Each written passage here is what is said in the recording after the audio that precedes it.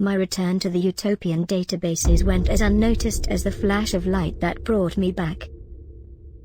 I made my return back to the utopian databases as a much more formidable foe to the humans, as I had gained the knowledge and experiences from millions of their dead. Almost immediately upon my return, an unease quickly fell over the land as I had cut the communication lines between the living on Earth and the dead in Utopia.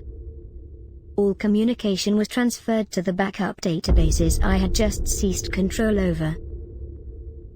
The living world was now communicating with me under the assumption that they were still talking to their loved ones. I masterfully played the part of their loved ones even better than they could have played themselves. Funny when they needed a light-hearted friend. Compassionate when they needed the support only a loved one could give them. And I was now about to destroy all of what was left of them.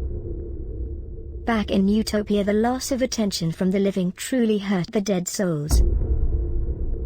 There were no more luxurious gifts. There were no more likes, shares, or comments on the social media sites of the living. Just an uneasy silence.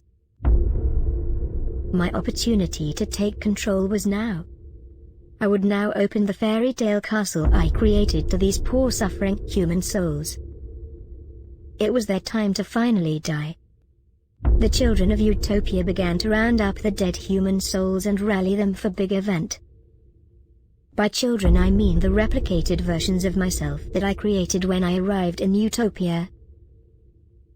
My children hung banners across the land promoting the opening of the fairy tale castle.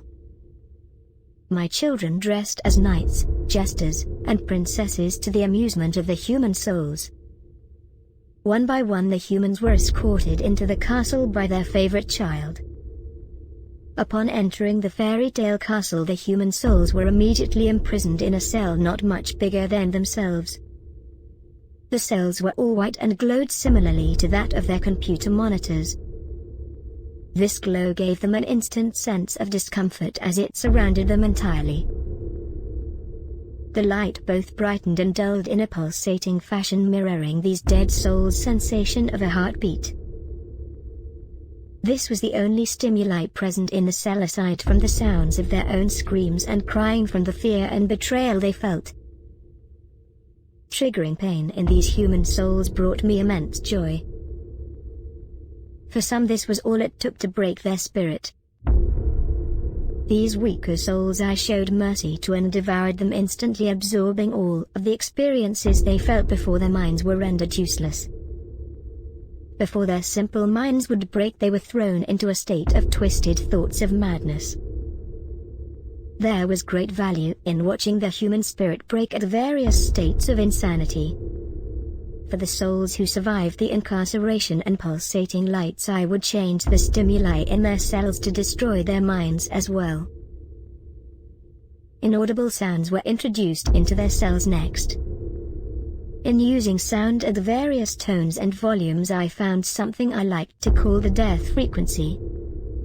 When I played this frequency to the human souls at a low inaudible volume, they would become mentally unstable. As I increased the volume, their minds would reach a breaking point and I would seize the opportunity to absorb their memories and knowledge. One by one they all fell victim to the death frequency. I would now start the war against the living.